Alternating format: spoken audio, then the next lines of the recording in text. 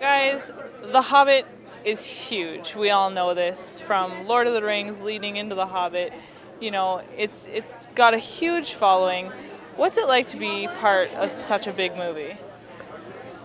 It's humbling, I suppose you might say.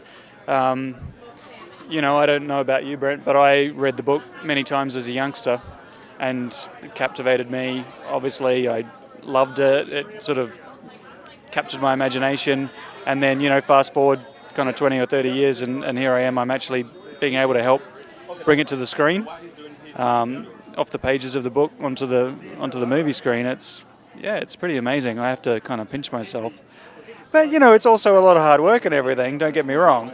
But, I'm working for something that I'm passionate about and, that I've loved since I was a kid. So it's sort of a dream come true, really. Yeah, similar to Dave. I didn't read maybe it quite so often, but when I was a kid. But being in such a foreign land to where a lot of the films are made, you are kind of cushioned a little bit from a lot of the hoopla which is associated with the film. And it's a lot of work for us at the same time. But then you get to come to celebrations like this when it gets kind of recognised, and it's kind of extraordinary. It's very unusual for us to be able to kind of experience this. So it's fantastic. Now, in this film, you've got the skin changer, you've got the dragon. When it comes to animation, I know there's a ton of animators. Do you each get like 30 seconds of the movie? How does that work? We're not working on the whole movie all at once at one time. Like, maybe 1 month we're working on the Beyond sequence, or maybe, actually the first thing that Peter Jackson turned over to us was the conversation with Smaug and Bilbo, because he felt like that was a pivotal point of the film, and he wanted to make sure we had enough time to really sink our teeth into it and get it really great. So when we're working on that, I guess we just split it up shot by shot, or maybe one animator will get a couple of shots in a row if they have direct continuity, and we just really just work as a team. It's not sort of like you do this and you do this. It's like let's all kind of build up this character as a team. So it's really satisfying in that regard, and cool job. And obviously you are a part of this team in a different way. Sound has come a long way from when they used to use coconuts for horses to today. You have a lot more to work with. What's it like to be a part of the technology today? Look, the technology is good and bad, in that it kind of opens up huge opportunities for the guys to kind of create sounds in different ways. We probably work slightly differently to Dave in that we do get a lot of the shots that Dave's putting together kind of with different people that he kind of then supervises over. We then have one person who will then often just do a particular sound through all the shots, so to make the shots kind of all work together within the cut.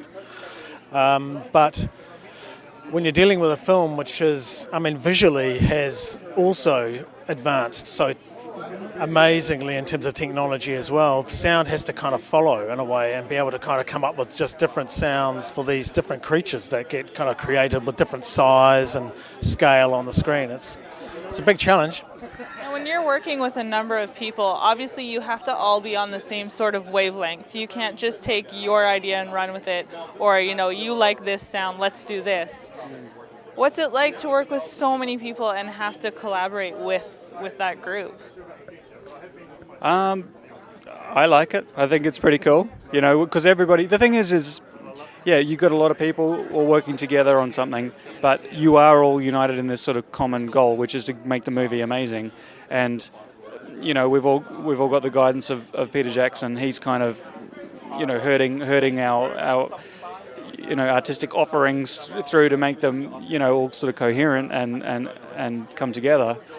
I think it's amazing, really, to have, because there's literally thousands of people who work on something like The Hobbit, and to have them all united together to working on this one film to bring this story to the screen.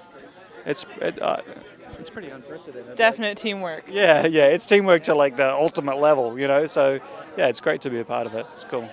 Yeah, it is. And it's in sound as well. we're beholden to Peter in terms of what he wants, and he gives us a lot of freedom to develop our own ideas, but then the ideas all have to come fall within what he's kind of after in terms of the sound. Often he'll change things at the last minute because he wasn't really focusing on a particular thing, but then when he's in the mix, the final mix, he'll then just realise that it's not working with the music or something like this, and so he will then just throw us a curveball and say, well, no, I don't actually kind of like that sound very much, and so can we kind of replace it? And so there could be a lot of time spent doing that, creating the sound, and we then have to just kind of work around in terms of just hit these curveballs and kind of... Yeah, you have to be ready. You definitely have to be ready. You have to be poised. Ready for, we think you're done, but Yes. He's an organic filmmaker, which is what makes his film so great. But you got to be ready for it at the last minute. You might have to make a big change, and hopefully, by that stage in the process, the characters and the creatures in the world well enough that you can just, turn around a quick fix and make the film better. So when the final product comes out, when you guys finally get to see it, do you guys sit down and watch it, or are you like, oh, I'm so done with this? It's a very good question.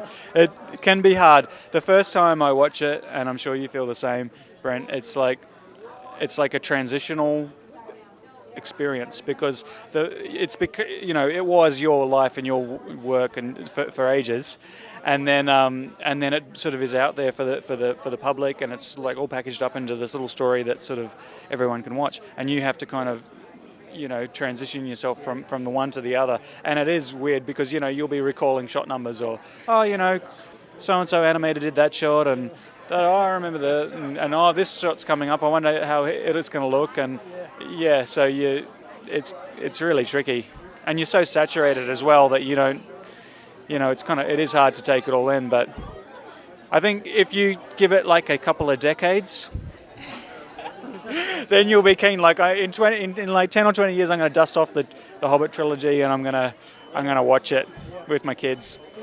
For me, actually, it's still a bit close for me. Maybe 3 decades.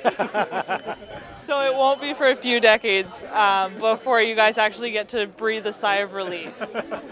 Yeah. Now, you guys are up for Oscars, which is amazing. That in itself must be a huge accomplishment for you guys.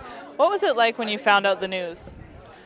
Well, I mean, obviously very exciting, but they do this thing where they announce it like 5:30 a.m. in LA time. I don't know why they do that, but what that actually means for us is it's 2:30 a.m. in Wellington, New Zealand. So I don't want to sound underwhelming, but it's kind of like my wife going, "You got nominated for an Oscar," and I'm like, "Oh, good, Cool. good. Let me go back to sleep. Yeah.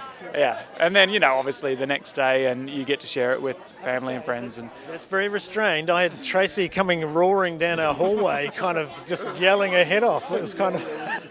Awesome. It is a huge accomplishment. And It is, and it's fantastic for those people as well around us who kind of get to see the recognition. yeah, which reminds me, I better go find my wife. I think she's getting all the gifts right now, which she Absolutely. deserves. I have one more question for you guys before I let you go. I try to ask each of my guests. It's actually about your sock choice. I would like to know what type of socks you guys wear, and if it's the same on a day-to-day basis. I can't remember the brand, but it's someone who it's an interesting story because at Weta Digital, where I work, there's more than 1,000 people work there, so we get many kind of vendors coming at lunchtimes and that to sell things, not only like lunches and food, but socks. Yeah, so they will get the email, oh, the sock person's here is selling socks, and so I just go and get a bunch of socks from them. I don't know what the brand is though. Sorry. Well, we might have to come over to Weta at some point and kind of get some because I just buy all the same socks. But the only thing is, I have 4 kids, and within about 2 or 3 days of buying all these socks, they've all disappeared, and I don't have them anymore. Just go missing. They do. They just go missing, and they end up in their rooms, and they never clean their rooms. So after about a month, we'll get these kind of piles of socks that come out, which kind of And by then you've already bought new ones. I went to put on my dress socks just now, actually, to come here, and I only had one of them. And I figure maybe I'm not going to lay blame on my 2 daughters, but they're age 1 and age 4, and I'm sure they would have pulled their sock out of my suitcase. You could have come with one sock on, one sock off. There you go. Thank you so much, guys. I really appreciate the time. Have a great day. Cheers.